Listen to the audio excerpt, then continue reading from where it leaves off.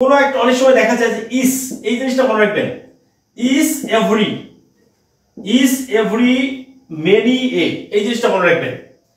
ইস every আর একটা হচ্ছে many a.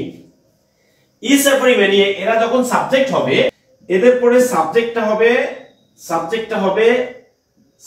হবে সিঙ্গুলার, ভার্বটা হবে সিঙ্গুলার, ভার্ব হবে সিঙ্গুলার, তার মানে দুইটা জিনিসই সিঙ্গুলার হবে। সবসময় মনে রাখবেন is every many a, is every many a, এই দুইটা ওয়ার্ডের পরে সাবজেক্টও সিঙ্গুলার, ভার্বও সিঙ্গুলার হবে। এই কোশ্চেন একটু খেয়াল করবেন, এটা হচ্ছে many a student, many a student. প্রিয় ভাইরা, একটু নেটওয়ার্কের সমস্যা আছে, নেটওয়ার্ক প্রবলেম করছে, একটু কষ্ট করে ক্লাসটা করে নেন, কেমন? একটু কষ্ট করে ক্লাস নিতে হবে। এটা many a student, many a student নাকি স্টুডেন্টস?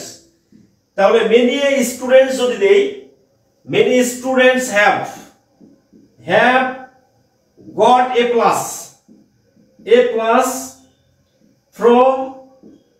from this college. এই সেন্টেন্সটা ভুল আছে, এই সেন্টেন্সটা ঠিক করে লেখেন তো, এটাকে কারেক্ট করে লেখেন। এই সেন্টেন্সটার কারেক্ট কি হবে? এই সেন্টেন্সটা ভুল আছে, many students have got a plus from this college। এই সেন্টেন্সটা ভুল আছে, এটা সঠিক কি হবে? হ্যালো,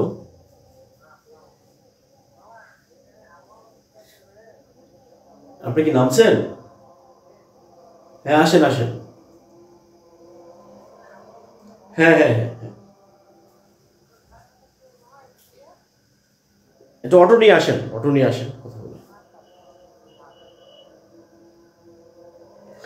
এখানে দুইটা জিনিস কারেক্ট করতে হবে প্রিয় ভাইরা। একটা জিনিস খেয়াল করবেন, সবসময় সাবজেক্ট আর ভার্বটা খেয়াল করবেন। সবসময় যে কোনো সেন্টেন্সের সাবজেক্ট আর ভার্বটা খেয়াল করতে হবে। আপনি যদি সাবজেক্ট আর ভার্বটাকে বের করতে পারেন, তাহলে আপনি জীবনে ইংলিশে কখনো আপনার দুর্বলতা থাকবে না। আপনি ইংলিশে হবেন এক কলিকাতা হারবাল খাওয়ার পরে মানুষ যেমন সতেজ হয়ে যায়, মানে এরকম আপনি ইংলিশের আপনি হারবাল খেয়ে আপনি হচ্ছে সতেজ হয়ে যাবেন। জাস্ট এই জিনিসটা মনে রাখতে হবে। এই জন্য কখনো জাস্ট সাবজেক্ট আর ভার্বটা দেখতে হবে। তাহলে এইখানে মেনি স্টুডেন্টস, তাহলে মেনি স্টুডেন্টস হচ্ছে একটা, স্টুডেন্টস হচ্ছে সাবজেক্ট, ক্লিয়ার? এটা হলো সাবজেক্ট। এই যে ভার্বটা হলো হ্যাভ আছে, তাই তো? এই দুটাই ভুল। তার মানে মেনি স্টুডেন্ট হবে, এখানে এসটা হবে না, এই এসটা হবে না। আর এখানে হ্যাভের জায়গায় কি হবে? হ্যাভের জায়গায় হচ্ছে হ্যাজ, ক্লিয়ার? হ্যাভের জায়গায় কি হবে? দুটো জিনিসই দেখতে হবে। হ্যাভের জায়গা হবে হ্যাজ।